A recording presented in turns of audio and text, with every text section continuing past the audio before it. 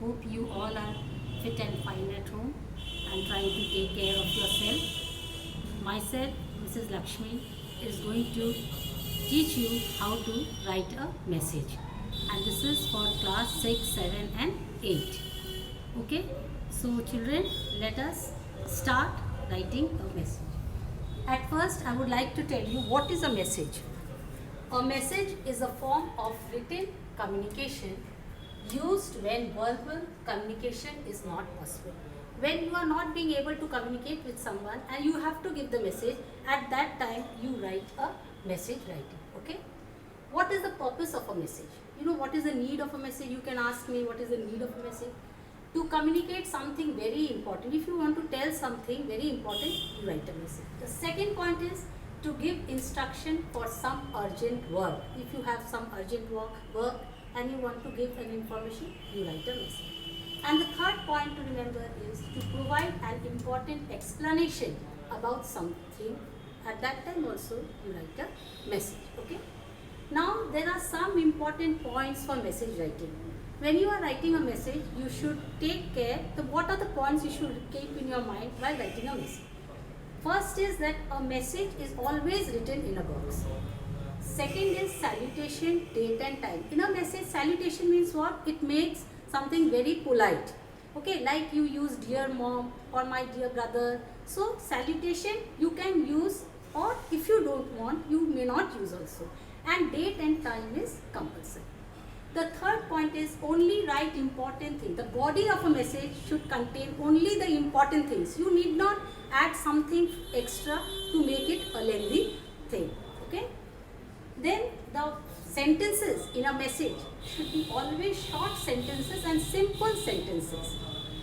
Then the point is that in which you can ask me in which speech I should write. A message is always written in indirect speech. Why? As you are quoting someone's speech. You are quoting someone's speech, that's why you have to write it in direct speech. And the last one is, it should be in 50 words or even less than that. Okay children? Now you see this is the format of a message. Whenever you write a message in your copy, you should remember that you should make a square thing. Okay? Or a rectangular it can be. Okay?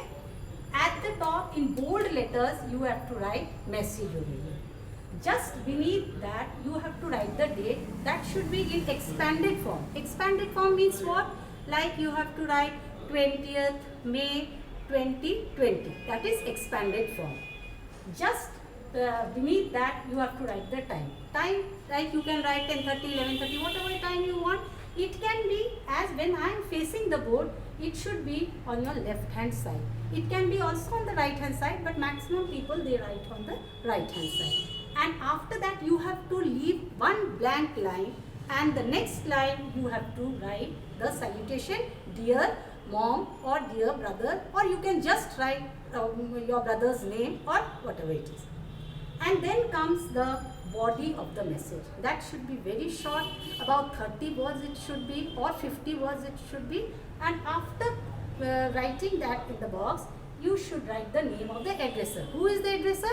The person who is giving the message, he is the addressor. Who has received the phone call, like a telephonic conversation, the person who receives the phone call is called the addressor. And after the addressor's name, you have to leave one more line, and then you have to make a complete box.